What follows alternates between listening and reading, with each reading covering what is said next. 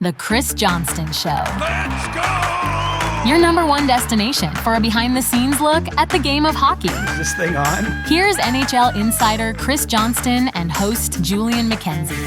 CJ, we are days away from the medal round, the quarterfinals of the men's Olympic hockey tournament. I'm not completely surprised to see this, but Canada emerges out of preliminary play as the top seed. They will face off against the winner of Czechia and Denmark in the qualification round. We can go through all the potential matchups. We can go through all these other different storylines if we want to. We should start with Canada.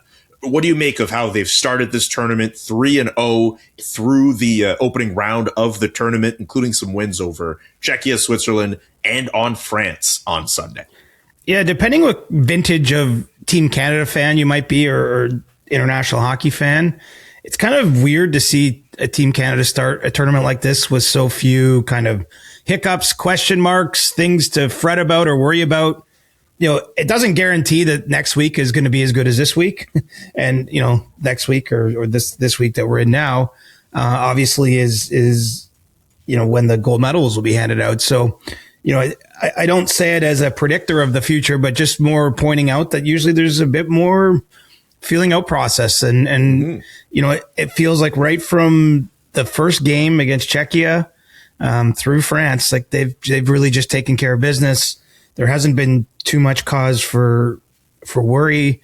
You know, Josh Morrissey's missed the last two games. Brad Marchand's missed the last two games with minor injuries, but even those are viewed to be minor and not something that's going to take them out of the tournament. Obviously, the top scorers on the team, you got McDavid, Celebrini, Crosby, you know, the McKinnon, the guys that are you would expect to be, you know, contributing in those ways. It's all worked so far. There's been, I'd even say it's a modest amount of line juggling. I mean, we got that superstar line at times, as we spoke about in the last episode. But you know, beyond that, it's really been pretty steady so far. So, you know, this would be the way they've drawn it up. And now you just hope if you're in Team Canada's dressing room or in the management staff that, you know, should they face a speed wobble, should they face some kind of adversity or setback, if they get behind in a quarterfinal game, for example, or, you know, beyond that, you know, that they can stick with it and that they've kind of found a formula here. But it's been an impressive start from top to bottom. You know, you're seeing lots of love out there for the Celebrinis, for McDavid, for Crosby at his age, now Canada's all-time points leader in Olympic era play for NHL players. Man, I mean, what's to complain about? I guess Thomas Harley was -2 in a 10-2 win. So that's a statistical anomaly. But I mean, we're not going to come on here and rip him for that. I mean, I think that's more of a weird bounce than anything else. How dare you be -2 in a tent? No, I don't have the energy for that. I want to spend more time. Can we cook up a hot take? Yeah, seriously, CJ. Like, you know these hot takes all the time. You're great at them. Do something. Not in this case. No. I do want to, like, there's a couple different moments I'd like to get to from that France game. Tom Wilson getting involved in, do you call that a fight? Like, just the fact that there were gloves dropped and just the fact that this is supposed to be a tournament where fighting was not supposed to be a thing. And also kind of funny, I do believe that yesterday was like the 1-year anniversary. I could be wrong. I think it is the 1-year anniversary of that Four Nations game where Canada and the U.S. started with those 3 fights in the first 9 seconds. And then to see that moment, Tom Wilson going at it against France, I get some people will look at him and say he got ragdolled, but still just funny that moment happened in the first place. Well, I mean, we're not going to critique the fight because, you know, while Tom Wilson did engage and drop his gloves, I think he quickly realized he couldn't actually truly fight. No, he kind of turned a little bit. Well, I mean, come on. Under the circumstances, what was he accomplishing? I mean, I think, you know, there's the hit behind the net on McKinnon, and clearly Team Canada wasn't happy with that. You actually saw Tom Wilson and Pierre-Edouard Bellemare have some words, you know, between play, but they, you know, just, it felt like I couldn't hear the exact conversation, but it felt almost like Tom Wilson saying like, hey, you guys don't want this. Like, let's keep things at a certain boiling point here with the game out of reach effectively and, you know, bigger things ahead for Team Canada or else. And then, you know, they got an or else, which was, you know, more of a wrestling match than anything, but I'm with you. I didn't expect to see this just because, you know, with so much discussion, like we've talked about that Four Nations night a lot. with Canada and the U.S. and the fact that really maybe the prevailing over a long period of time memory from that tournament will probably be those 3 fights in 9 seconds. I'm thinking. I mean, don't mean to take anything away from the McGolden goal at the end, but I actually think that probably drew more emotion and memories and what have you. But then it was always attached with a caveat, but it's not going to be that kind of tournament in the Olympics. So I didn't even expect to see gloves hit the ice. In this case, Wilson and his counterpart there from the French team were both assessed majors and game misconducts for fighting, but nothing further than that. Fighting isn't allowed in international hockey. I mean, I think over time you've seen the IIHF rulebook and the NHL rulebook kind of become much closer together. I don't think there's that many discrepancies between what's allowed in the NHL and international play, but one area that there's certainly that difference is fighting. And it's probably a tough line for someone like Tom Wilson to walk because he knows why he's made this team. I mean, look, he can get in on a forecheck. He skates really well. He's a big guy, but he's there in part to defend his teammates, to you can't do it with his fists, but to throw clean body checks, to win board battles, to intimidate to some degree within the rules. And he found himself crossing the line, but only by a smidge, I'd say, in that circumstance. And pretty unique to get a Gordie Howe hat trick in the Olympics because he also opened a scoring, if you remember that game, and also picked up an assist too. So, it was a memorable night for him. And, that if that was on NHL ice, though, there would have been a lot more punches thrown, I think, in that skirmish. Did you see that Pierre Crinon, who was in that fight with Tom Wilson, apparently got called to meet with the president of the French Hockey Federation, Pierre-Yves Gerbeau, I believe as early as today, they're supposed to meet. Like, could you imagine if Hockey Canada, after all that, said, hey, we need Tom Wilson to meet with the press, with Scott Salmon and talk about the actions he did yesterday? Yeah, I can't imagine that playing out in the same way inside USA Hockey or Hockey Canada. To be honest, even Switzerland, Finland, Sweden, I'm not sure. I'm not sure what that meeting is to accomplish. I guess, probably if anything, the French Association is saying we don't condone this behavior. That kind of behavior is condoned in North American hockey specifically, for good or ill. That's just a fact. I mean, fighting is tolerated in the NHL. You get a penalty for a fight, but it's not illegal. And as I say, if that happened on NHL ice in the same circumstances and NHL rules, if we were in a 12 nations tournament right now and it was NHL rules, I'm pretty sure that would have been far more of what we would typically call a fight than what it actually was. But, I think all things considered, look, Tom Wilson, under those circumstances where he's trying to send a message, but do it well within the rules, walk that delicate line pretty well, I think, for what it was. And the French, give them credit. They were down a lot in the game, but they were still throwing checks, right? They were still competing. Yeah. They still were, they scored a couple goals. That's a big deal. I don't know if you saw Chris Jones had a story with the French goaltender and it was his birthday.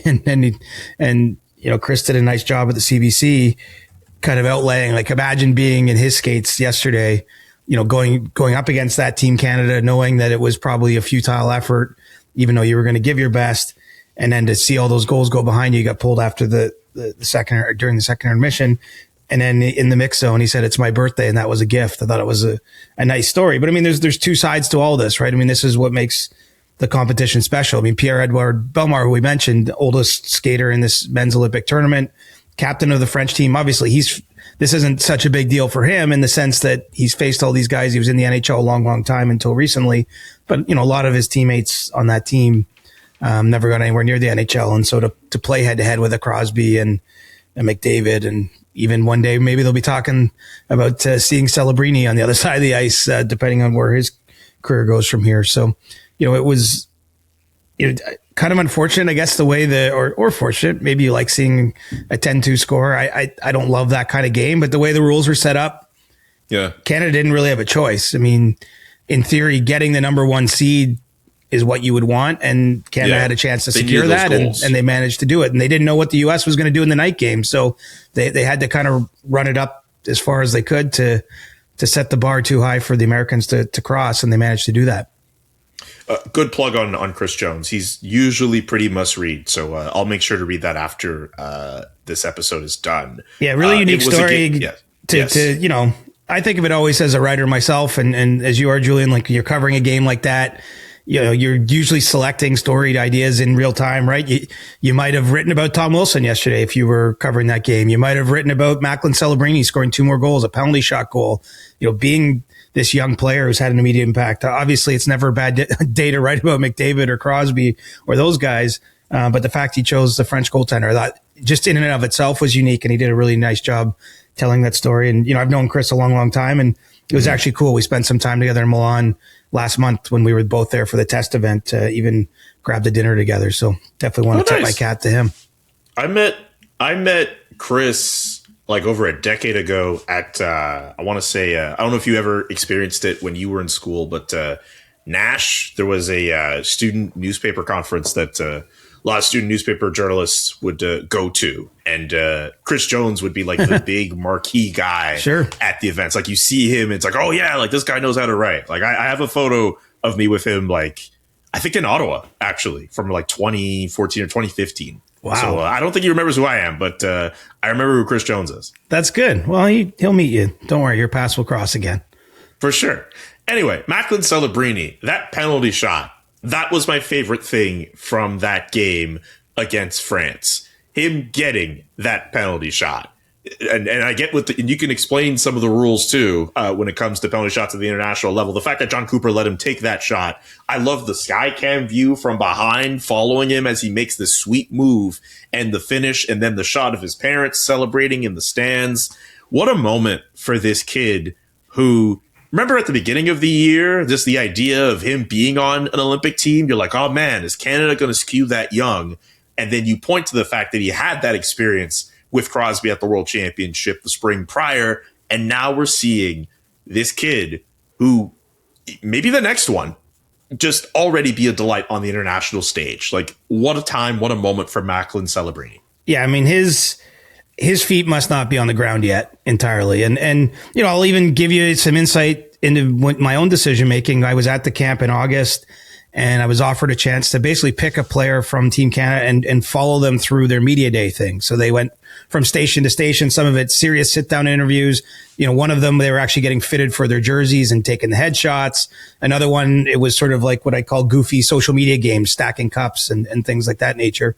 And then I really wrestled with who do I pick, and I landed on Celebrini and decided to write about him. But even at that time in late August, I was like, am I reaching too much to say, this guy has a real chance? Like, obviously you saw the talent, but I was also very keenly aware that Team Canada, as a kind of a rule over time, it's been tough to crack through and make that roster. In fact, he became the youngest ever NHL player to be picked for one of these NHL era Olympics by Canada. So the fact I was even wrestling with that, I ultimately did write that story. I certainly have no regrets now because, he started the season like a house on fire. By the time it got to the end of December, there was no debate, like, will he make it? I think we stopped probably talking about that at least a month before in terms of the debate, will he or won't he? And, kind of interesting though, that even as he was flying over to Italy in the last few days, he phoned his dad, Rick, and said, do you think they're going to play me? That he wasn't totally sure, would he be one of the extras? Would he be given a meaningful role, or would he play? I think just probably feeling any kind of indecision or uncertainty. And then he gets there and he's skating beside Connor McDavid right from the first practice, and then obviously scored the first goal of the tournament in that game against Czechia. He scored in each of the 3 games they've played. He's up to 4 in the tournament. He has the penalty shot moment. I mean, clearly, I think having that success has allowed him to get even more comfortable and just be himself and to let, his talent express itself on this level. But, he's not just, this isn't just a, hey, get this guy experience for 2030 type of thing, which I think was part of the conversation at the early part of the season, right? When we're talking about Celebrini and Connor Bedard, there was an argument out there, I think, to like, hey, bring him as the 14th forward just so that he's around these guys and he'll be, better for that experience come 2030. I mean, we're now talking about a frontline player on this team, one of the top scorers in the event, and, potentially a difference maker, potentially someone 7 days from today could have a gold medal hanging around his neck. It's pretty crazy how quickly everything has fallen for him. But, that's part of being young, right? And I think that's why there's so much attention on him is there's just something when it's a new player, like, you don't know what the ceiling's going to be. You don't know where his career is going to take him yet, but he's sort of unsullied, we'd call that, or he hasn't had a major injury. He hasn't been questioned for his playoff performances because he hasn't had any of those things, right? Like he's, he did have a significant injury in college, but what I mean is it just feels like that you can see out on the horizon forever for what his career might be, both with Team Canada and in San Jose with the Sharks. And, even as much as I certainly believed in him or thought that he would be an important member of this team, I don't think I would have clocked the first 3 games going so well for him. You can see he's making plays out there. Just a really smart guy who keeps things connected on the ice. I think, makes little passes, sort of sees the ice in a way that allows him to play beyond his years and to fit in even with a guy like McDavid and occasionally McKinnon. You got the Mach 3 line there, whatever people are calling them. I think generation. 3. I haven't heard that before. That's pretty good. Yeah, because Mac, and Mac, or Mick, Mac, and Mac. Mick, Mac, and yeah. It works. Not bad. Mach 3. I like that. I like, you could even just call them like the generation line or something for me, like literally 3 potentially like Axis type players playing at different generations. Like I think it's pretty cool. And we'll see how much of them go out there in the qualification, or sorry, the medal round games.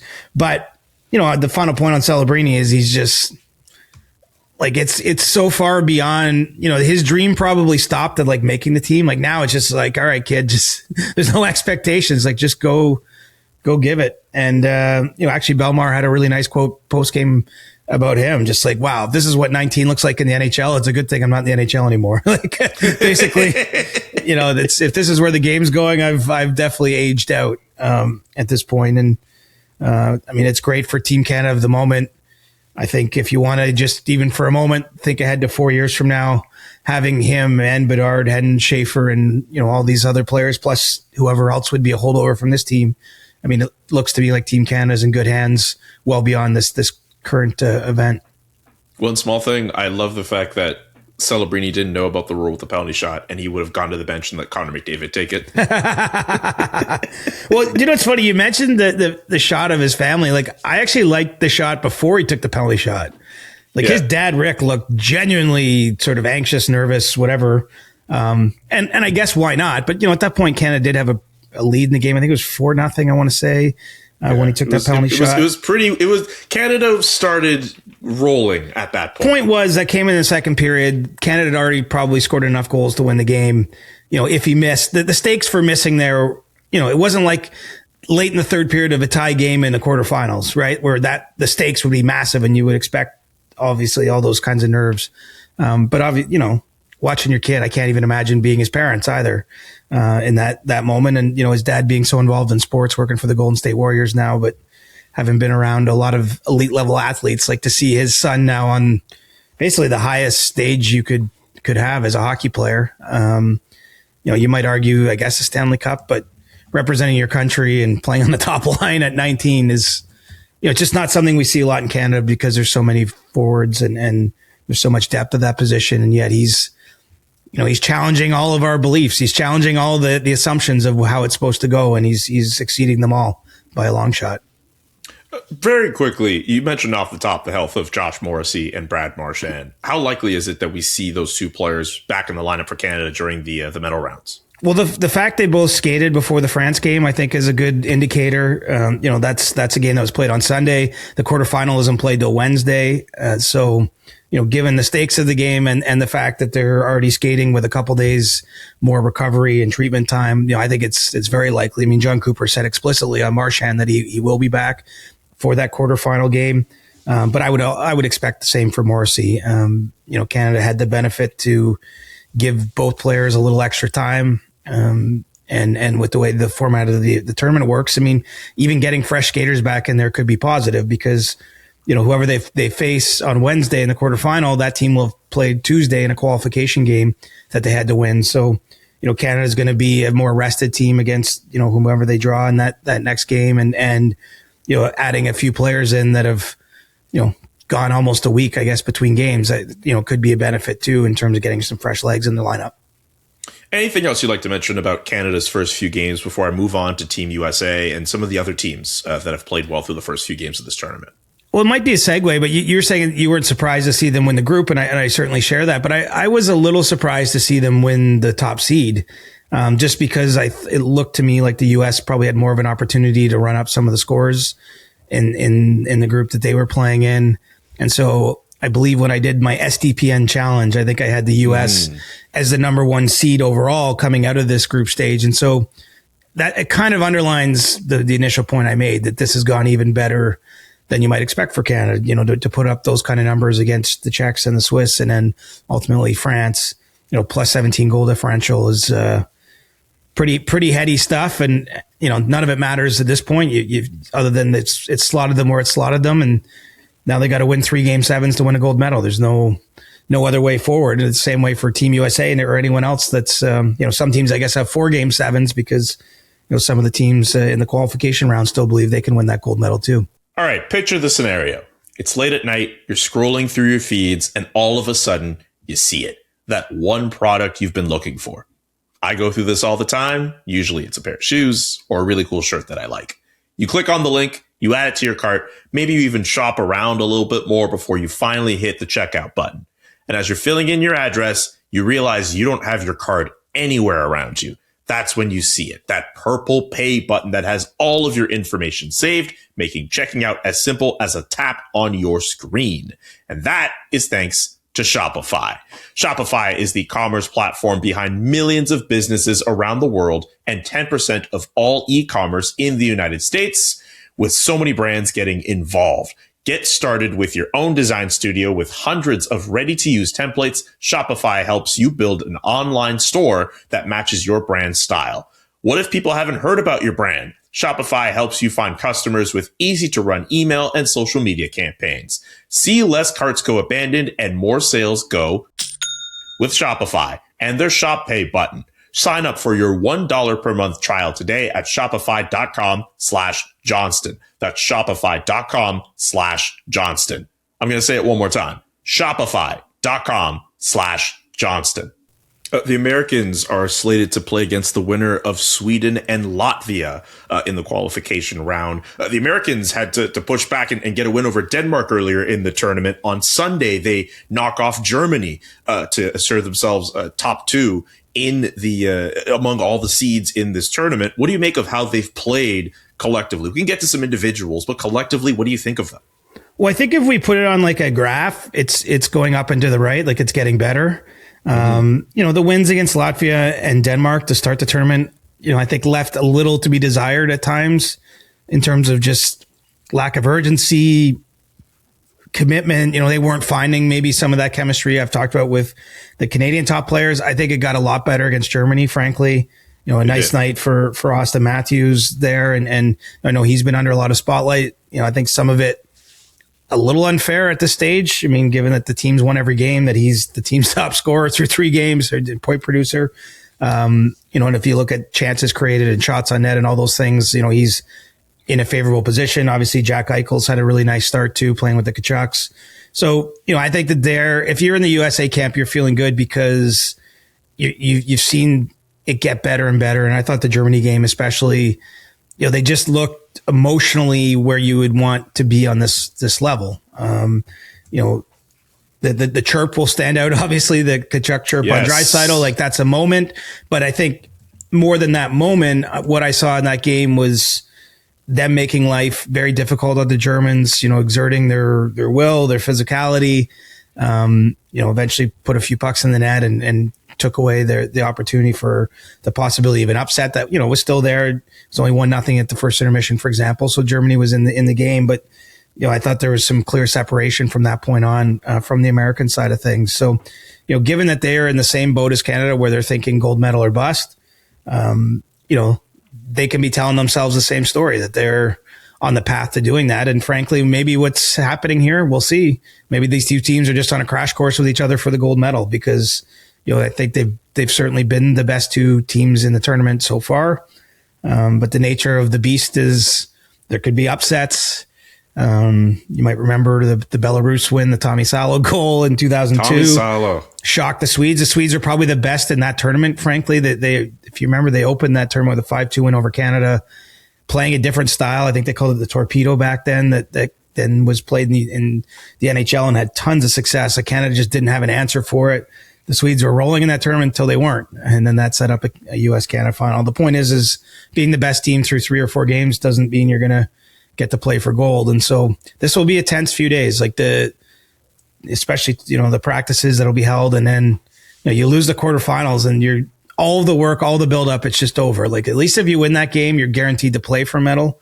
I know all the countries still want to win gold, but there's a potential consolation prize out there in a bronze medal game if you get beyond the quarters, but you got to win that quarterfinal. And I can't wait to watch those games just because the stakes, it's about as high as they get. And, I'm going to say it. We don't know the matchups yet, so I'm not predicting which team, but I could see one of the more established teams go home that day. That wouldn't surprise me at all if we saw something we would deem an upset in those quarterfinals. 2 follow-up questions on Team USA. Which one would you rather tackle first? A question about Auston Matthews or a question about Matthew Tkachuk's chirp? Let's go with the chirp.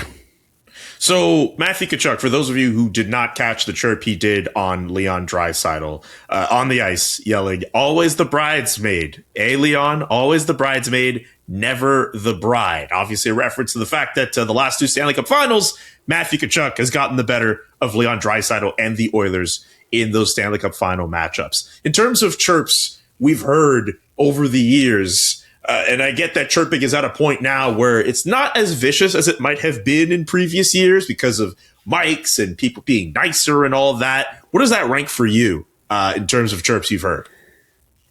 Here's the thing. Tkachuk can say it, right? Because if it was someone else saying that who wasn't in the cup final at all, I might not like it as much.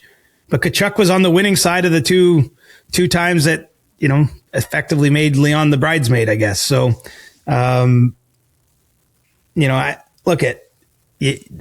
part of the Tkachuk's game. It's part of Brad Marchand's game. Like there's certain players on teams that they're trying to beat you sort of on the ice, but also psychologically, they're trying to get under your skin or into your mind, get you off your game. So, that was a pretty good one. I don't know if he sat around and thought of it ahead of time, but, the fact that who it was coming from, I think would anger Draisaitl more. Again, if it was some random player whose team didn't make the playoffs the last 2 years was saying that to him on the ice, he'd probably just be able to blow it off a little easier and be like, yeah, well, at least we were there. I had a chance to win. I was the man in the arena while you were in Cabo or starting your off-season workouts or whatever. But in this case, Tkachuk was in those same arenas and was part of the Panthers team that got a couple more wins than the Oilers to win those cups. It's pretty vicious. It's vicious. Just the fact that dude just said that, and his brother Brady's behind him too. God, we have to cover these people as reporters. If I was a player, I'd hate these guys, which is the point. That is, you're supposed to hate these guys. Yeah, that's a compliment. If you told that to Brady Tkachuk or Matthew Tkachuk, I would hate you if I had to play you, they'd be like, yeah, yes, that's the point. That's that's the intention here, because I'm going to hit you. I'm going to maybe, get a little jab in here and there in a scrum. I'm going to, you're going to hear it as we go back to the bench. I'm going to be in your face. I'm not going to back down. I mean, that's their game, right? And it's no coincidence, really. If you remember the very first Four Nations game, they didn't start on the same line. And one of the adjustments made early in that game by Mike Sullivan was to put them on the same line. And when healthy, because Matthew Tkachuk wasn't healthy enough to play very much in the final of the Four Nations, but they've been together ever since in the national team jersey when they're both there. And I just think it's because they feed off each other. They obviously enjoy playing with one another. In this case, they've given them Jack Eichel down the middle. It's been, a productive trio as well in terms of producing some offense. But I think, it's a line that would drive you bananas to go against. And I don't think that's Matthew or Brady's last chirp of this tournament. I'm sure they've got some good ammo for whichever opponent to wait. Yeah, I wonder if they have another meeting with Elmo in store as well. I saw some of the footage with the brothers and Elmo from Sesame Street. That seemed like that was a nice meeting between all 3 of them. Yes, they kept it PG for that one. That's good. My Auston Matthews question, I guess to kind of follow up on yes, there has been some talk about him and his play. He's been great. If you look at him on the ice, you look at some of the numbers there, but I think people just, for whatever reason, maybe they feel his play doesn't flash the same way as maybe the Tkachuk brothers have. We were just talking about the chirp. Brady Tkachuk kind of got a comeback going against Denmark the other night.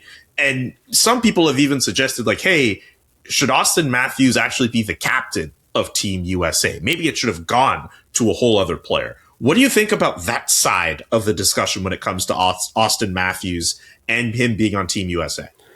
I certainly don't really believe it's my position to judge that. Like, because a captain, some of it is obviously what we see and you know, the interactions with the media and stuff, but a lot of it is what's happening behind the scenes. And I just don't have a good enough feel for that. You know, the fact that he was the captain at Four Nations and they brought him back tells you that, you know, same management group, same coaching staff, and same leadership group in terms of the players, tells you that the Americans were happy with how everything went there, other than the final result of that tournament. You know, I think, quite honestly, my personal view, and I was saying this before the Germany game, is I think the narrative is kind of running too wild in the wrong direction on the player in this tournament. Now, don't get me wrong. If we get to the quarterfinals or a big semifinal game and Matthews doesn't step up, doesn't, you know, produce some offense, isn't at least tilting the ice in his team's favor, by all means, I mean, you critique that. But I feel like people almost like arrived at a preconceived storyline, and the minute he didn't have 4 goals in games that the team won anyway, in games that he was producing shots, like it felt like too convenient of a narrative to me versus like something that's real. And quite honestly, the knock on Matthews, as with a lot of the Leafs top players for 10 years, and you know, I see this firsthand, being in Toronto, has been their performance in sort of those elimination games in the game 7s.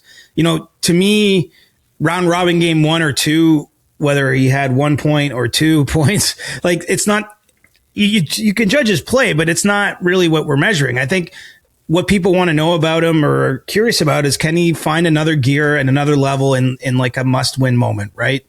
And, you know, we're not going to get that answer until the next few games to see what happens with Team USA and how he plays. So, you know, it's a complicated answer, but I just feel like sometimes media takes are lazy. I'll just call it as it is. Like, I remember, quite honestly, in 2014, Canada absolutely dominated that tournament in Sochi. But they weren't running up the scores. They were tight games in terms of the scores. And Crosby didn't have a goal through the quarterfinals, and people were just murdering him. And, you know, you look back, he did score a big goal in the gold medal game. They won another gold medal. He was the leader of the team. Like, I don't think he was on the ice for a goal against in that tournament, if I'm not mistaken. Like, you look at the composite, it's like, what was he getting murdered for? Because, you know, it's sort of like with Matthews. Like, they did, as much as I didn't love their performance against Denmark and Latvia, in terms of, it just wasn't like thorough, they still won those games with ease, right? Like, they won those games going away. So I almost feel like who scored the 5th goal in a 5-1 win doesn't really matter that much. Anyway, look, there's pressure in this environment. You're wearing the C. You know, he's a former Hart Trophy winner, multiple Rocket Richard winner. Like, I get that there's expectations of performance, but I actually think his performance has been pretty good so far. And truly, how we're going to remember it is by what happens next. So I didn't quite get why all the knives were out when Team USA was 2-0 and he was like second on their team in shots and still had produced some goal. Like, anyway, it just felt like, what, he has to get 4 points a game to shut everyone up. I mean, anyway, just my view. This is where you drop the mic, CJ. Well, again, I'm not saying he's beyond criticism. Like, as I'm actually encouraging it. I'm just saying, like, save it for the right moment. Like, if you're just doing it for clicks, if you're doing it for the headline, it felt like lazy narrative baiting to me. Honestly, it's just how it looked and felt from afar. But I'm not at the tournament. Maybe I would feel differently in person. But I watched the game. Like, even that Denmark game where they were slow in the first part, like the third period, his line just dominated. And then they were great against Germany. So let's see what they do if they play Canada. Let's see what they do if they play Sweden or Finland or one of the, the top teams in a game they absolutely have to win. And can he find another level? Can he have a breakthrough moment and do something that will be remembered forever in his country? Okay. Can we briefly give a quick shout out to the third highest seed at this tournament, Slovakia? We didn't get to talk about them much on our last episode, but they're third, as I mentioned earlier. They won their pool, and they're slated to face off against the winner of Germany and France in their qualification game. And I did not have Slovakia finishing as high as they did in their pool. I'm not sure where they would have slotted in your bracket. But guys like Jaroslav Slavkovsky have been carrying the mail for Slovakia. What do you make of how they've been playing at this tournament and the fact that they're in this position to begin with? They celebrated a loss against Sweden where they lost by 2 because of the goal differential rules, put them in the driver's seat at that moment to finish top dog in their pool. Yeah, that's got to be one of the weirder things I can ever recall seeing is, first of all, they scored a goal late in that game to make it 5-3 down. They had to keep it within 2 in a loss scenario. And they celebrated a goal late, even though they probably knew there wasn't going to be time to actually come back and tie the game or win it. And then they celebrated the 5-3 loss while Sweden pulled its goalie ahead 5-3. And Sweden looked dejected at winning 5-3 because they needed to win by 3 goals or more in order to win the group. I mean, it's just kind of weird all around. But credit to the Slovaks and especially Slavkovsky, right? He became a star. He became more of a household name with his play at the 2022 Olympics. He wasn't an NHL player at that point in time, but was the MVP of the Olympic tournament in Beijing. I think he had 7 goals in 7 games, if I'm not mistaken. Obviously, gets drafted by the Canadiens. In the first overall spot. But he's a national hero back home. There's a lot of, we talk about expectations. I mean, Slovakia doesn't have a ton of scoring threats on the roster, and he's got to be producing that offense. And man, he's unleashed a couple of wicked shots to score goals in this tournament. And you're right. I don't think I definitely didn't have them being seeded third, but the margins are pretty close there because, they got to the third seed via courtesy of 5-3 loss to Sweden. So I would suggest the gap between them and the Swedes or the Finns, maybe even the Swiss or the Germans, the next layer of teams isn't necessarily that large. And they've got an opportunity to have another great run here heading into the second week of the men's Olympic tournament. And, Full marks to them, but I don't know if you were watching that game live, but it's just weird to see a team ahead 5-3 pull its goalie. I mean, it's the right move to do, but it's hard to put your brain around what's going on. That was a really strange moment, but this just goes to show how fun this tournament has been to follow. And thank God NHL players are back at this tournament. Yes. Okay. And I love those early games, man. In my dad era, those early games are great because I got the early morning shift at home. So Ryder and I are watching all those games. I mean, he's sleeping on my chest, but I'm watching them with him there. So how's Buddy doing? How's he doing? He's doing great, man. He hasn't had a bad day in his life yet. He's only been here for 5, but we're spoiling him. He's meeting some family in recent days, and mom's doing great. So yeah, nothing but blessings on this side. Absolutely. This is also a pretty good segue into Ask CJ, where we had a couple people send you questions, of course, as typically done on Mondays, but we also had a few people send some well wishes for you. Cody says he just hopes that week 1 for you as a dad was as wonderful as his. He's a first-time father at 40. His little girl, Lily, arrived on Tuesday morning. Oh, wow. Congrats, bud. Olympics. Cody, you said? Yes, Cody. Shout out Cody and Lily. Yeah, honestly, it's been amazing. Like, I don't have, even if I am underslept and over-caffeinated and a little scattered between the years, like everything has been awesome. Like I've enjoyed it all, honestly. Like I'm excited to wake up early because I'm like, oh, I get to hang out with my buddy. Like it's awesome. So life's good, man. Lost. I'm not sure if I'm saying their name right. I think that's just their name on Discord. They say, first of all, congrats on the baby, CJ, but we got to know, did you get the runs in the day of and days following? Huge congrats to CJ and Lindsay. Hope I get the spelling right. I'm pretty sure you got it right. Spelled it with an A. A-Y, yep. Yes, the run streak is still intact. I got up at 4:45 a.m. the day he was born and ran before we went to the hospital. We came home the following day, and I actually ran sort of in the evening, which I don't do often, at like 7 p.m. And then I've just been able, since we've gotten into a rhythm at home, I've been able to keep it going. We'll see if it lasts. I don't know, because it's a lot. Like any new parents out there, anyone who's been through it will know those first few days. It's very demanding in terms of your time, looking after the baby, changing him, getting him fed, making sure he's sleeping, doing laundry. There's a lot of stuff piles up at home, and I can still fit a run in. But then when you layer more work back onto the plate, there might be some hairy days. But the plan right now is to keep the run streak going, and it's intact as of today, which is February 16th. Man, it's only over 2,000 days at this point. Yeah. Crazy. You're killing Lindsay it, man. actually said, so my 6th-year anniversary of the run is the end of April. And Lindsay's like, I actually already have a gift for you. I want to give you for your 6th year, like to mark that occasion. So she's like, you have to keep it going and at least get to there. So to be honest, you could never do anything like this without the support of the person that shares the duties in your home. So she's committed to seeing me keep doing it, and I want to keep doing it. But I can't say I've had the freshest legs when I've been out there for some of these recent runs. Just a little bit of running. It doesn't have to be that long, man. Just I did 8K yesterday. I mean, I'm still 8K is great. Yeah, I'm still trying to do what I would call normal, but yeah, I feel a little more fatigued. That's all. From Jet, crazy to have been following along as I have to see this come to fruition. Feels weird to say, but I'm proud. Super happy for you both. I should mention, I had mentioned the huge congrats to CJ and Lindsay.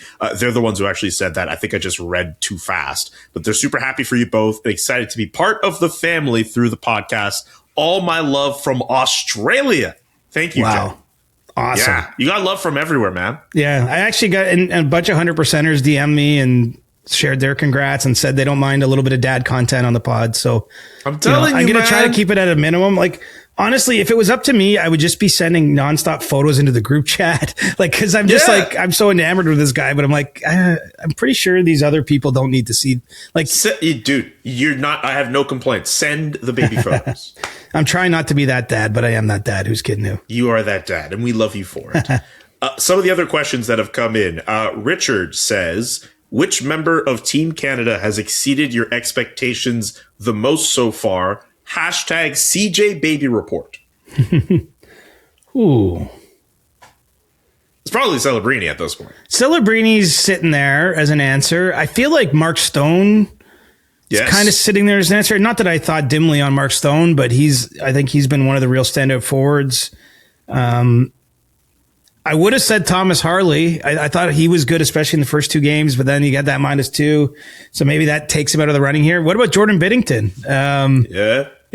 And we know what he's done in big games in the past, but he literally is statistically the worst goalie in the league this season. And he's had a strong start to the tournament, 2 goals against through 2 games. I think 37 saves on 39 total shots. So, I would probably draw from one of those. Celebrini, Stone, or Binnington have been the pleasant surprises. And, I still think there's lots of moments out there for someone else to grab the reins and do something special and be remembered as the surprise. It'll probably be Celebrini, though, big picture. It reminds me a little bit of Jonathan Toews in 2010, where he was just a young player on that team. And by the end of the tournament was a very key member of them winning gold and was named the best forward, and he was 20 or 21. I think the same possibility lies out there for Macklin if he can keep this up.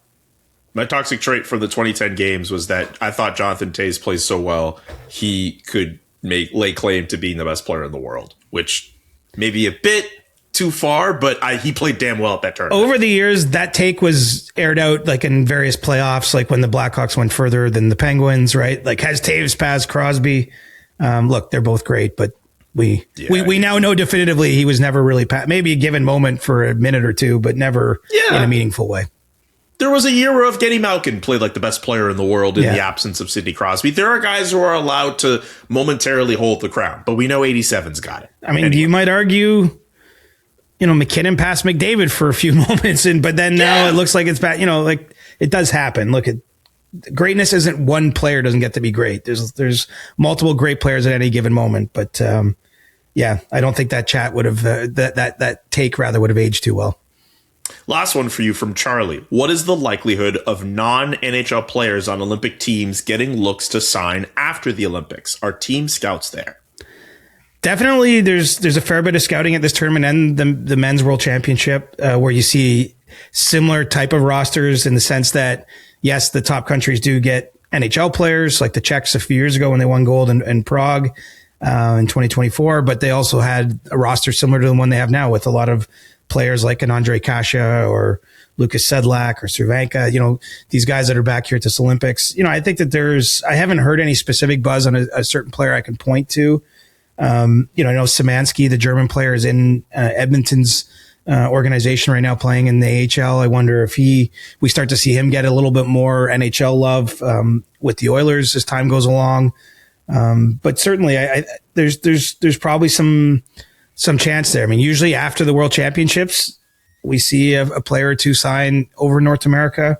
In fact, David Tomacek did that with Edmonton and then, terminated his contract midway through the season, went back, I think, to Sweden to play. And then now he's playing for the Czechs at the Olympics. So it doesn't always work out great, but, if you only view the world through the NHL prism, you might be missing that there are a number of really good players around the world in other leagues. It might be a take so obvious it doesn't need to be said out loud, but I think sometimes if you don't follow those leagues, you might not realize how good the quality is in other countries. And yes, in a lot of cases, these players are, they're a step or a rung below what NHL level talent, but the gap is not as wide as you think. I think of it in golf terms, like the difference between the top player in the world and players that are really good, but we don't even barely know their names is like 2 shots around, right? Like it's not that it's like pretty small margins. It could be the difference of a couple putts made or what have you consistently over time. So, wouldn't be surprised if we see some of these guys find their way to the NHL next season that maybe open some eyes during this tournament. All right. Thank you to everybody who sent in questions. Great work as always, CJ. We'll be back later this week with a brand new episode of the CJ Show and continuing coverage of the men's Olympic hockey tournament in Milan Cortina. This has been really fun. The NHL gets going this week too. Practices start Tuesday. Don't remind me. I'm just saying because it's been still on break. You're still on break for another half a day here, but I'm just saying that. We haven't had any NHL news in terms of signings or anything like that, but there might be a bit more NHL news here in the coming days as well, not just the Olympic tournament. Be on the lookout for that. CJ, again, great work as always. Thank you to everyone for listening. We'll talk to you all later this week. The Chris Johnston Show. Follow Chris on Twitter @ReporterChris and follow Julian @JKA McKenzie. The Chris Johnston Show.